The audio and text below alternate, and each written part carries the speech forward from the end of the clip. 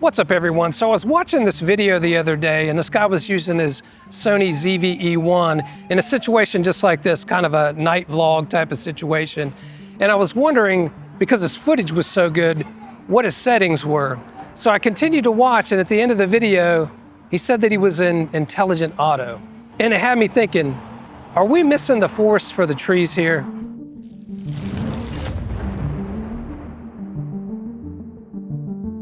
So in this video, I'm going to be going through 8 different series of settings, and the goal is to see which one performed the best. Now, I usually shoot in aperture mode, but I'm going to go through different setting scenarios and including intelligent auto, just to see what we get. So some common settings that I'm going to be using throughout all of the scenarios is that I'm going to be shooting in 24 frames per second with auto white balance, and S-Log3 with auto ISO with the range set from 800 to 6400. Except for when I go into intelligent auto, which won't allow me to shoot in S-Log3. And for that, the ISO range is set, I believe, from 100 to 6400. So those are the common settings that I'm going to be using. Oh, and I almost forgot to mention that I'll be compensating the EV value to a +1 for S-Log3. Okay, this first test, we're shooting in aperture mode. I've got the aperture set to f1.8.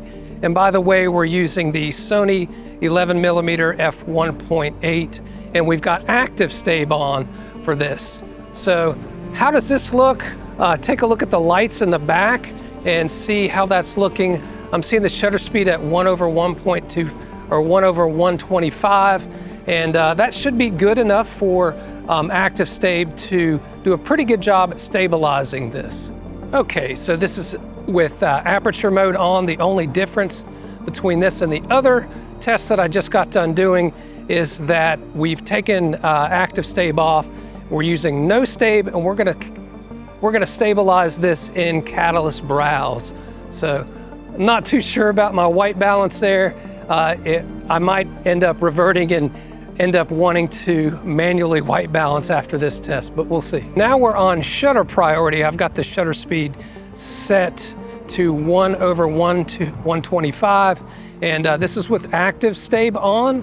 So this should allow active stab enough shutter speed to be able to stabilize pretty well. Probably gonna have to do some more testing with shutter, but I'm gonna stop here and move on to the next test. And this is with stabilization turned off, but we're gonna stabilize this in post using gyroflow and see how that looks. Again, shutter speed is locked at 1/125, and let me know how this is looking, and if you like this better than using the active stab, which you probably do. This is in program auto, so pretty much I can't change anything or lock anything. It's just doing what the camera thinks is best, but it will allow me to shoot in this mode with S-Log3. So we still got our EV comp set to +1, and I mean, how does this look? Maybe this is a way to go in a situation like this. I don't know.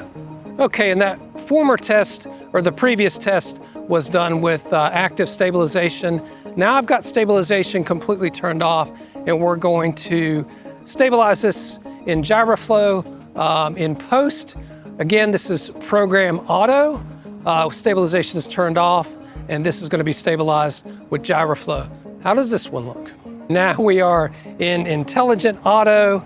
I couldn't even set the EV compensation at any particular level. So yeah, this is what you're gonna get with program auto. I'm wondering maybe there's some magic with the stabilization. This is with active stabilization. So how does this look? I may wanna play with this a little bit more, but we'll see after we get done through these tests. Now let's switch stabilization off, and we'll stabilize that one in gyroflow post-processing. Okay, this is intelligent auto with stabilization turned completely off, and we're gonna stabilize this in post.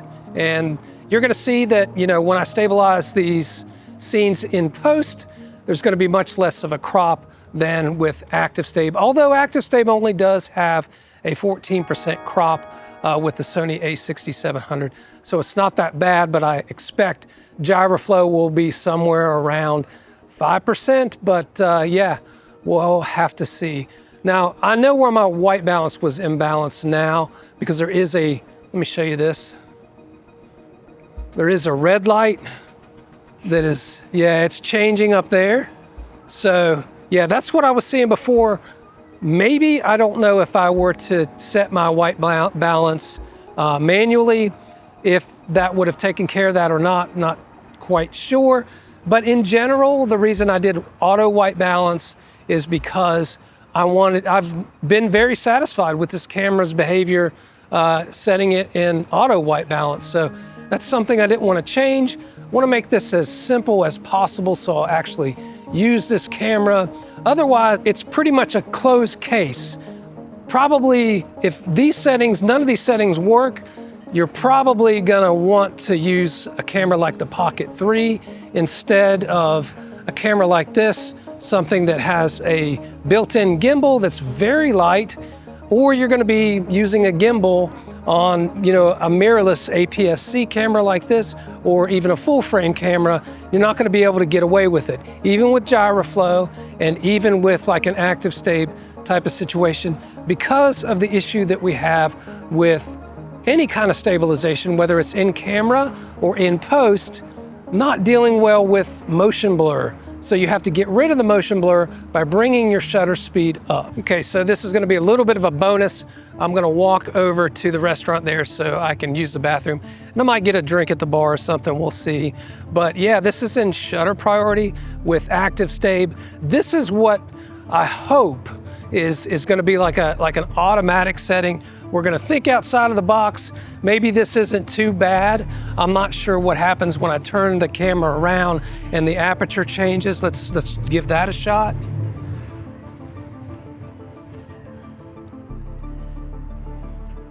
So how does that look? Also with this DJI Mic 3 is a really convenient. I'm usually using my Rode Video Mic Go 2 in this type of situation, but I didn't use it this time because I wanted to test out the Mic 3.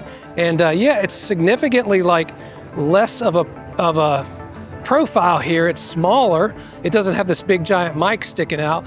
And in addition, it's lighter. So yeah, that's a win-win. So maybe not. Man, this place is crowded, so might try another place. Just for grins, this is what S-Cinetone looks like, and you'll probably be able to tell why I prefer S-Log3. I'm also going to go under this odd light here again, shutter priority with active stab on, and see if we can get some weird white balance type of thing going on here.